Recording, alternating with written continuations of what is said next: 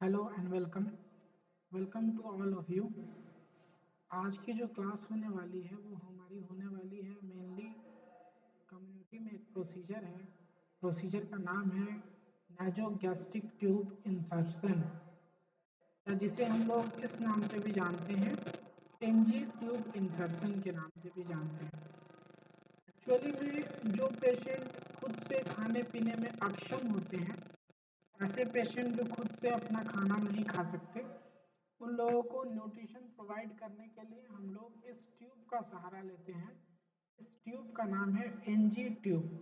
तो NG tube से ज़रूरी गाइडलाइन क्या है, कैसी ट्यूब्स होती हैं, इसके अलावा इन ट्यूब्स की जानकारी के साथ साथ इंडिकेशन क्या है, कॉन्ट्रा इंडिकेशन क्या है, इनको लगाने और निकालने का सही तरीका क्या है, इस वीडियो में हम मेनली नाजोगैस्ट्रिक ट्यूब के बारे में सारी की सारी जानकारियां हासिल करेंगे। आगे बढ़ने के से पहले मैं आपसे रिक्वेस्ट करूंगा कि आप अगर चैनल पे आए हैं, नए आए हैं, तो एक काम अगर आपने नहीं किया तो आप वो कर लीजिए, हमारे इस चैनल को सब्सक्राइब करने के कष्ट करें। वो जो नीचे में लाल बटन है उस पर क्लिक कीजिए, पेन फोड़िए, मुझे नहीं पता, बस क्लिक हो जाना चाहिए, ताकि आगे जब हम ऐसी वीडियोस, ऐसे प्रोसीजर्स, क्रिटिकल प्रोसीजर्स रिकॉर्ड करें तो आपको उसकी जानकारी सबसे पहले मिले। ठीक, शुरू के साथ साथ मैं आपको बताना चाहूँगा कि इस चैनल पर, मेडिकल लड़का चैनल पर, नर्सिंग से रिलेटेड सारी कोर्सेज के, सारे सब्जेक्ट्स के क्लासेस टाइम टाइम पे आते रहते हैं। तो अगर आपने मेरी दूसरी कोई क्लासेस नहीं देखी है तो आई बटन पे लिंक है, नीचे डिस्क्रिप्शन में लिंक है, आप वहाँ से जाके और भी क्लासेस को चेकआउट कर सकते हैं। इन सभी दरख्वास्त और ख्वाहिशों के बाद हम चलते हैं आज के अपने टॉपिक पे, जिसका नाम है एनजी ट्यूब इंसर्शन। तो सबसे पहले एनजी ट्यूब इंसर्शन में हम लोग देखेंगे कि एनजी ट्यूब होता क्या है, एनजी ट्यूब की डेफिनेशन क्या है। तो डेफिनेशन यानी कि अगर हम लोग बात करें डेफिनेशन यानी कि इसकी परिभाषा क्या होती है, उसकी बात, परिभाषा की बात करें तो आपको दिख रहा होगा कि a process where a tube are introduce to the stomach through nose. ऐसा प्रोसेस जिसमें नाक के सहारे होते हुए एक कैथेटर को पेट के अंदर इंट्रोड्यूस किया जाता है, उसे हम बोलते हैं एनजी ट्यूब इंसर्शन या नाजोगैस्ट्रिक tube insertion.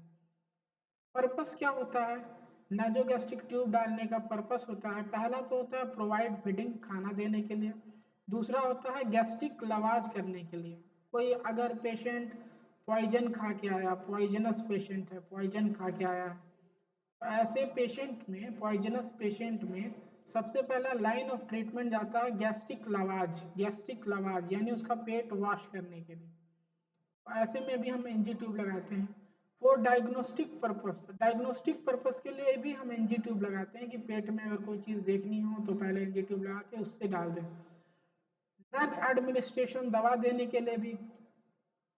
To decrease, decrease arrow down करके माइनस का चिन्ह मतलब decrease, to decrease, decrease risk of aspiration, aspiration का रिस्क घटाने के। ऐसे पेशेंट जिनमें, जिनकी एसोफेजियल क्या बोलते हैं, traffic man of epiglottis, epiglottis जिनका कमजोर होता है, तो उनमें एस्पिरेशन का रिस्क बढ़ जाता है। तो रिस्क, एस्पिरेशन के रिस्क को कम करने के लिए भी हम लोग क्या करते हैं, मेडिकल केयर के तौर पर पहले से एनजी ट्यूब का इंसर्शन कर देते हैं। ठीक है, आगे decompose, decompress the stomach by remove fluid और गैस। एनजी ट्यूब डाल के पेट के अंदर का जो सबस्टांस है जिसकी वजह से पेट सूजा हुआ है उसको भी बाहर निकालने का काम हम लोग इस एनजी ट्यूब इंसर्शन से हम लोग करते हैं।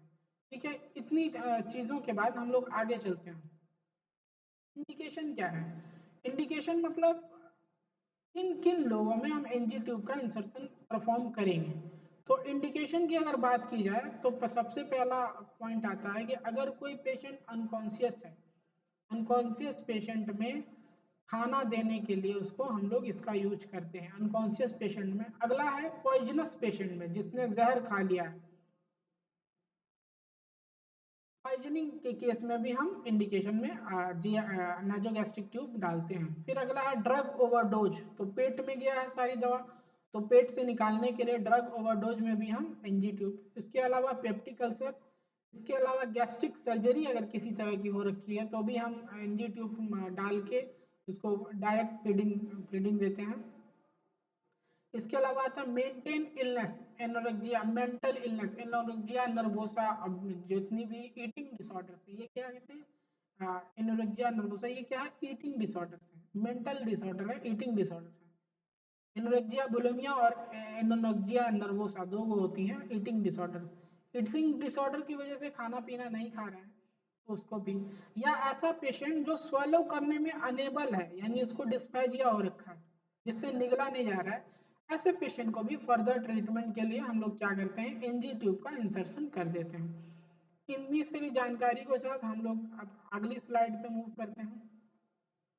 हमारी अगली स्लाइड है, हाँ एक सवाल है, what is the expected management by a nurse when a 6 month age child unable to swallow tablet from drug. कहने का मतलब है अगर 6 महीने का एक बच्चा है और वो दवाई निगल नहीं पा रहा है तो एक्सपेक्टेड नर्सिंग मैनेजमेंट क्या होगा। ऑप्शन देखिए, एनजी ट्यूब डालेंगे, use syrup form of drug, crush the tube और नन ऑफ द। तो पहली बात तो एनजी ट्यूब नहीं डालेंगे, उस ड्रग का सिरप यूज करेंगे, क्योंकि अगर हम दवा को क्रश करके डालते हैं तो कुछ ना कुछ उसका मिलीग्राम का डोज हमारे ट्यूब में, हमारे कैथेटर में भी रह जाता है, जिससे पूरी की पूरी डोज नहीं पहुंच पाती। तो इस सवाल का जवाब आपको मिल गया। देन हम लोग आगे की तरफ चलते हैं। प्रोसीजर, प्रोसीजर अब हम लोग पढ़ेंगे। प्रोसीजर, प्रोसीजर के लिए ज़रूरी आर्टिकल कौन कौन से हैं। अगर मैं ज़रूरी आर्टिकल्स की बात करूं, अपने आप को थोड़ा सा शिफ्ट करना पड़ेगा।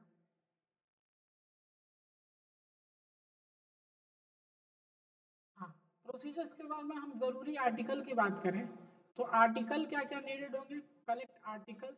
एनजी ट्यूब होते हैं, एनजी ट्यूब दो तरह के होते हैं, एक होता है लेवन ट्यूब और एक होता है सलीम सम ट्यूब। आगे तस्वीर है हम लोग देखेंगे। तो लेवन ट्यूब के बारे में बात है कि ये सिंगल ल्यूमन ट्यूब होता है, यानी जिसमें सिंगल ल्यूमन होते हैं।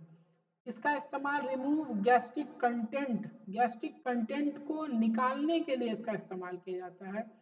यूज टू प्रोवाइड फीडिंग, या खाना खिलाने के लिए इस्तेमाल किया जाता है। और सलीम सम ट्यूब की बात करें तो ये डबल ल्यूमन होता है, यानी कि इसमें दो छेद होंगे, दो पोर होंगे। डबल ल्यूमन का छेद है, यूज फॉर लॉन्ग टाइम, लंबे समय के यूज के लिए इसका इस्तेमाल किया जाता है। इसमें क्योंकि डबल ल्यूमन है, सक्शनिंग आफ्टर गैस्ट्रिक सर्जरी या गैस्ट्रिक संबंधी कोई चीज हो रही है, ऑपरेशन हो रखा है, तो उसमें सक्शनिंग में इसका काम किया जाता है। और अगला है use for provide feeding, patient को खाना खिलाने में भी इसका इस्तेमाल किया जाता है। तो एनजी ट्यूब टोटल दो तरह के होते हैं।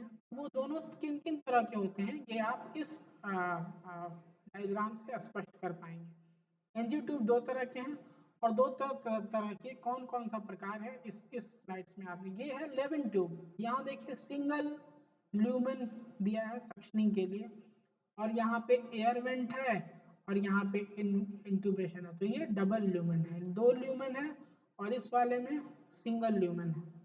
तो इसका नाम क्या है, लेवन ट्यूब, और इसका नाम है सलीम सम ट्यूब। देख लिया आपने, डायग्राम से कुछ चीजें स्पष्ट हो गई होंगी। अब हम आगे चलते हैं। साइज की बात करें तो साइज देखिए, ब्लू होता है 8 फ्रेंच का। फ्रेंच क्या होता है, इनर डायमीटर। फ्रेंच मैं साइड में कहीं कोने में लिख देता हूँ, इंडिकेट इनर डायमीटर।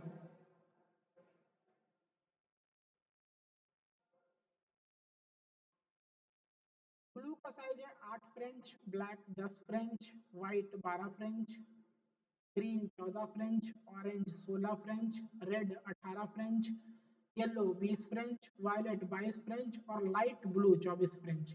याद रखने का ट्रिक है, बीवी गोरी के नाम से याद कर सकते हैं। और इसमें ब्लू जो कैथेटर है 8 फ्रेंच वाला, उसका मोस्ट कॉमनली जो हम लोग यूज लेते हैं वो लेते हैं न्यूबॉर्न में। उसके बाद ब्लैक कैथेटर का हम लोग यूज लेते हैं मोस्ट कॉमनली पीडियाट्रिक में। उसके बाद फीमेल में मोस्ट कॉमनली जो यूज लेते हैं हम लोग फीमेल कैथेटर के रूप में वो ग्रीन, जी फॉर ग्रीन। और फिर अडल्ट में 16 और 18 फ्रेंच के कैथेटर का इस्तेमाल किया जाता है। तो अगर आपको लिखना है तो आप वीडियो पॉज करके लिख सकते हैं, क्योंकि ये वीडियो लंबी बनेगी, इसीलिए हम यहीं से आगे की तरफ बढ़ते हैं। ठीक है,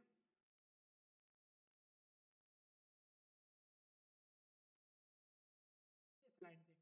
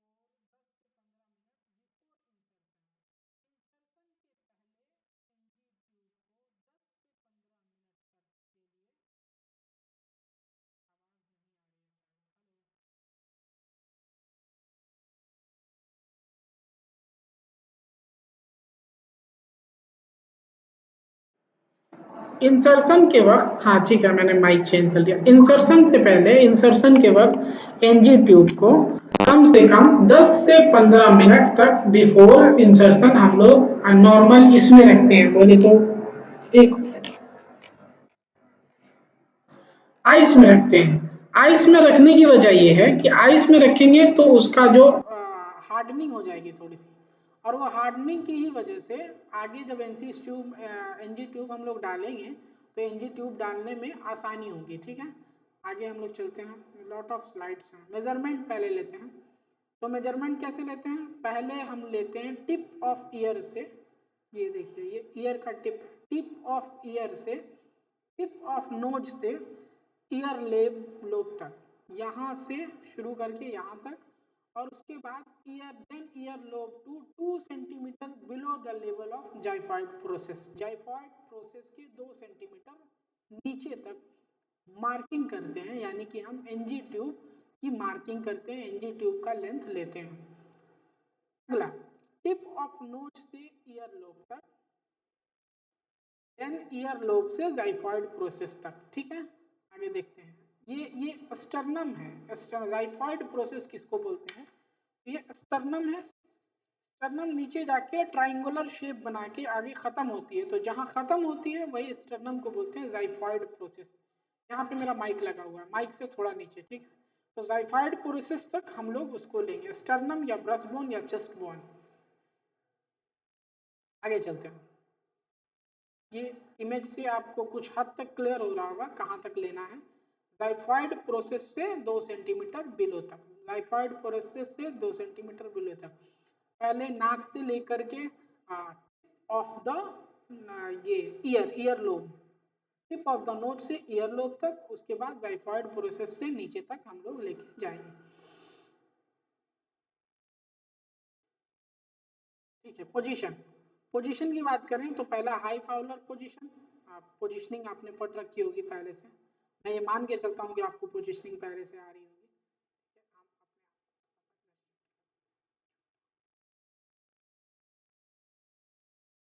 हाँ, तो पहले ही बात करें पोजीशनिंग की, तो हाई फाउलर पोजीशन में या head tilt forward, head tilt forward, head tilt forward, head tilt forward कैसे होगा, ये नहीं, ये हेड बैकवर्ड चला गया, ये ऐसे को आगे की तरफ टिल्ट करना है। ठीक है, एनजी ट्यूब इंसर्शन के लिए use backward and downward direction for insertion of NG tube, backward और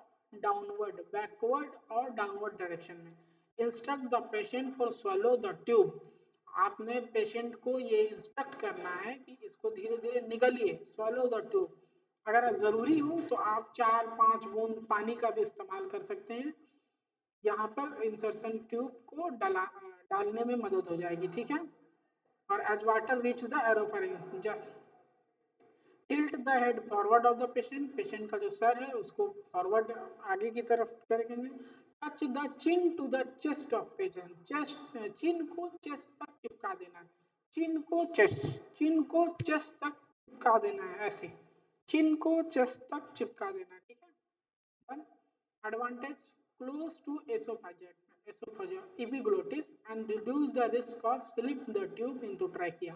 जब आप ऐसा करेंगे तो आप ये रिस्क को रिड्यूस करते हैं कि ट्रैकिया में जाने का जो रिस्क है, एनजी ट्यूब इंसर्शन में एनजी ट्यूब का ट्रैकिया में जाने का जो रिस्क है उसको आप मिनिमाइज करते हैं, यानी कम से कम रिस्क होता है अब ट्यूब का ट्रैकिया में जाने का। ठीक है, हम लोग next to we will move forward. अगला टॉपिक देखिए, during insertion of NG tube develop respiratory sign and symptom. कई बार ऐसा होता है कि जैसे आप एनजी ट्यूब डाल रहे हैं, इंसर्शन कर रहे हैं और पेशेंट को रेस्पिरेटरी साइन एंड सिम्टम आएंगे, छींक आएगी, खांसी आएगी, इन तरह के साइन एंड सिम्टम आएंगे। तो इस स्थिति में, इस सिचुएशन में हमने क्या करना है, pull back the tube, tube को पहले पुल बैक करेंगे और निकालना नहीं है। मैं फिर क्लियर कर दूं, ट्यूब को पुल बैक करना है, निकालना नहीं है, और वेट करना है कि उनकी जो खांसी है, उनका जो छींक है वो रुक जाए। और रुक जाने के बाद जब खांसी, छींक, रेस्पिरेटरी सिस्टम सिम्टम जो आ रहे थे, रेस्पिरेटरी साइन जो आ रहे थे, वो एक बार सबसाइड हो गए, एक बार खत्म हो गया, तो हमने वही कैथेटर, वही एनजी ट्यूब फिर से डालना है। उम्मीद है आप लोग समझ गए होंगे।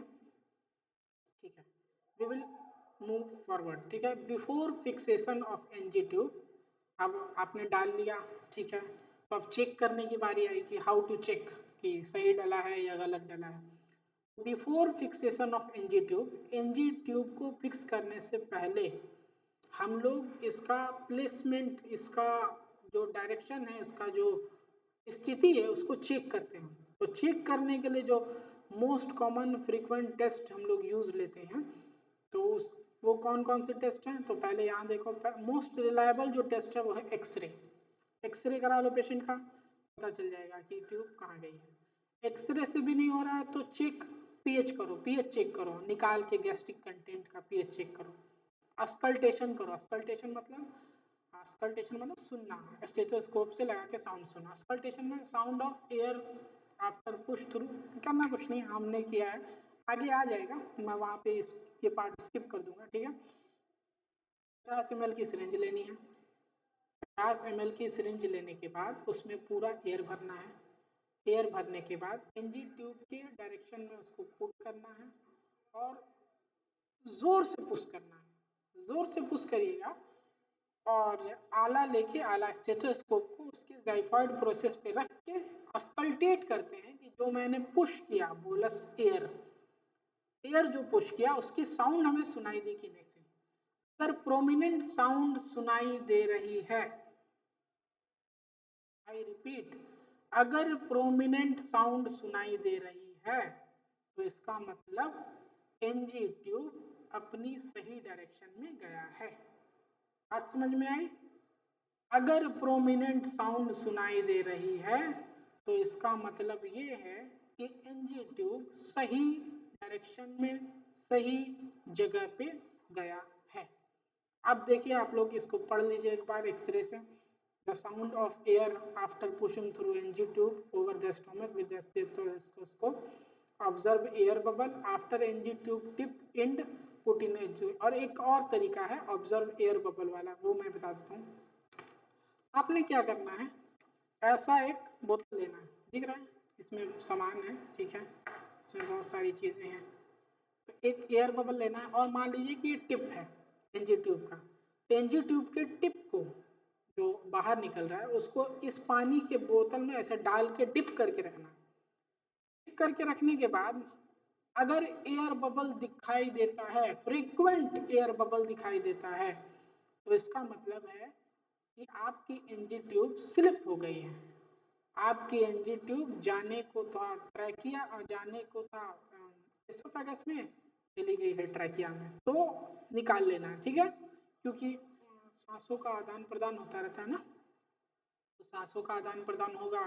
फ्रीक्वेंट फ्रीक्वेंट टाइप से अगर एयर बबल दिखाई देते हैं तो इसका मतलब कि एनजी ट्यूब अपनी सही जगह नहीं लगी है, एनजी ट्यूब स्लिप आउट कर गई है, एनजी ट्यूब स्लिप करके ट्रैकिया में चली गई। और ट्रैकिया में अगर आप यहाँ पे कंटेंट दे देते हैं, खाने पीने का सामान दे देते हैं, पेशेंट तुरंत का तुरंत एस्पिरेट कर जाएगा और हम भी, आप भी, और वहाँ का एचसीपी आपका जो है हेल्थ केयर प्रोवाइडर, वो भी कुछ नहीं कर पाएगा। तो इन सब बातों का ध्यान रखें। पहला X-ray most confirmative, most reliable. फिर गैस्ट्रिक कंटेंट निकाल के पीएच चेक करना। इसके अलावा स्कल्टेट आला लगा के पुश करके 50 ml से वो सुनना। इसके अलावा बॉवेल में पानी भर के ऑब्जर्व करना ड्रॉपलेट्स ऑफ एयर। ये 3-4 तरीके हैं जिसके द्वारा हम ये चेक करते हैं कि एनजी ट्यूब सही गया है या नहीं। Care of patient with NG tube, ठीक है। तो care of patient NG tube में पोजीशन ड्यूरिंग फीडिंग, फीड करने के दौरान सेमी फॉलर पोजीशन में। इफ प्रोवाइड बोलस फीडिंग, अगर बोलस फीडिंग आप दे रहे हैं तो पेशेंट कैसे होना चाहिए, हाई फाउलर में या फाउलर पोजीशन में। Note, always check placement and residual volume. हमेशा आपको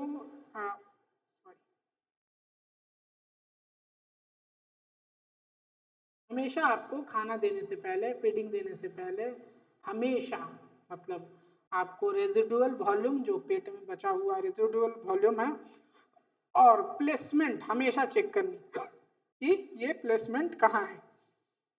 प्लेसमेंट की बात करें तो किसकी placement, placement of the NG tube. NG tube कहाँ पर प्लेस हो रखा है। अगर रेजिडुअल वॉल्यूम 100 ml से ज़्यादा है तो फीडिंग को विद होल्ड कर लेना है, यानी फीडिंग नहीं देना है, रोक लेना है। और अगर रेजिडुअल वॉल्यूम जो पेट में बचा हुआ है वो 100 ml से कम है तो फीड कराना है।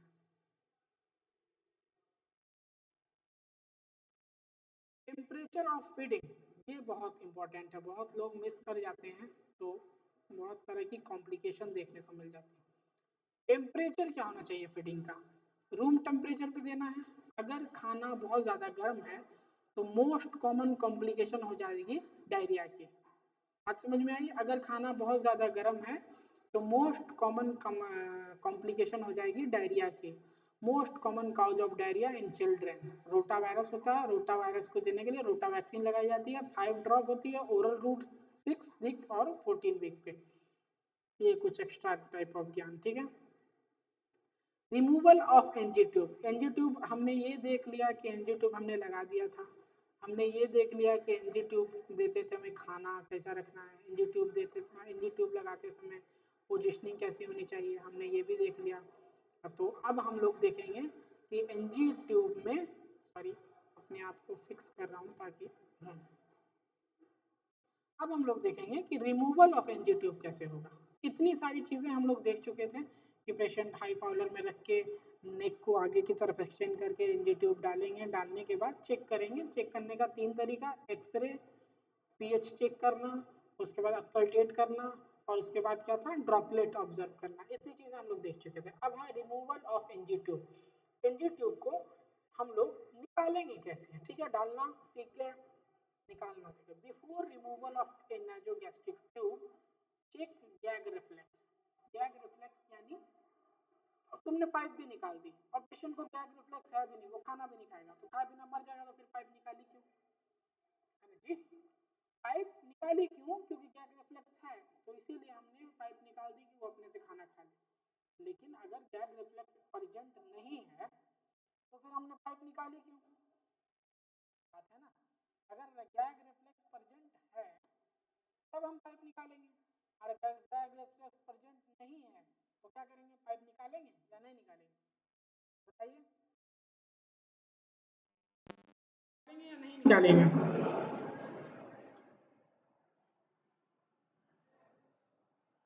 अगर गैग रिफ्लेक्स प्रेजेंट नहीं है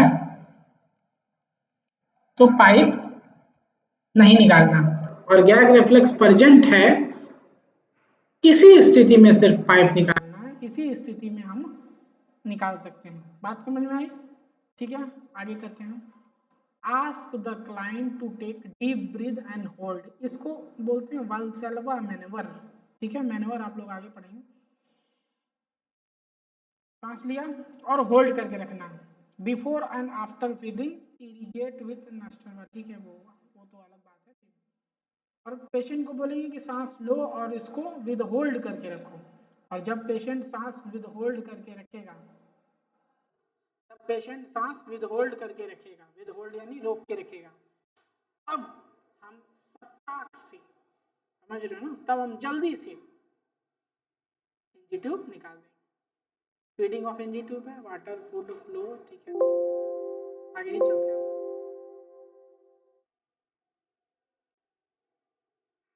शायद खत्म है। ठीक है, जब पेशेंट अपना सांस को विद होल्ड करके रखेगा, विद होल्ड जैसे किया वैसे ही 3 सेकंड, 1 2 3 गिनते गिनते गॉज पीस लेना, यहाँ रखना, ऐसे एनजी ट्यूब बाहर कर दिया। ठीक है, क्यों? क्योंकि देखो, जब भी बॉडी से कोई भी कैथेटर निकालते हैं तो बाहर के इन्वायरमेंट में 50 तरह के बैक्टीरिया होते हैं, उनका बॉडी में जाना लगभग तय होता है। तो सांस को विद होल्ड कराया, विद होल्ड करा के ट्रैप करा दिया, वाल्सेल्वा मैनोवर इसको बोलते हैं।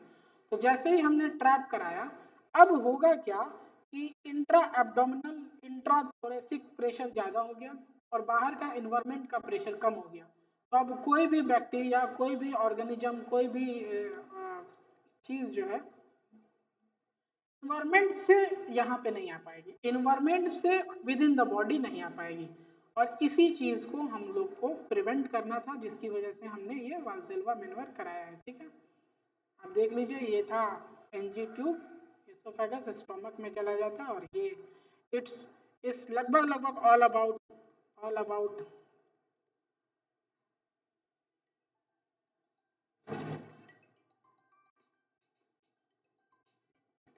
It's all about NG tube injection.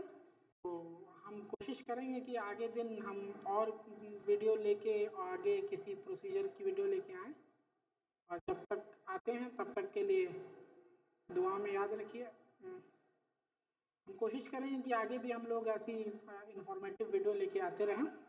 और अगर आपने नर्सिंग फाउंडेशन की या कोई भी सीरीज से रिलेटेड और वीडियो नहीं देखी तो यहाँ इस साइड पे, सॉरी इस साइड पे 2-3 वीडियोस के लिंक हैं, आप चेक कर सकते हैं। और इसकी पीडीएफ के लिए नीचे लिंक है, लिंक से आप मेडिकल लड़का ग्रुप ज्वाइन करें टेलीग्राम पे, वहाँ मैं ये नोट्स भेज दिया करूँगा।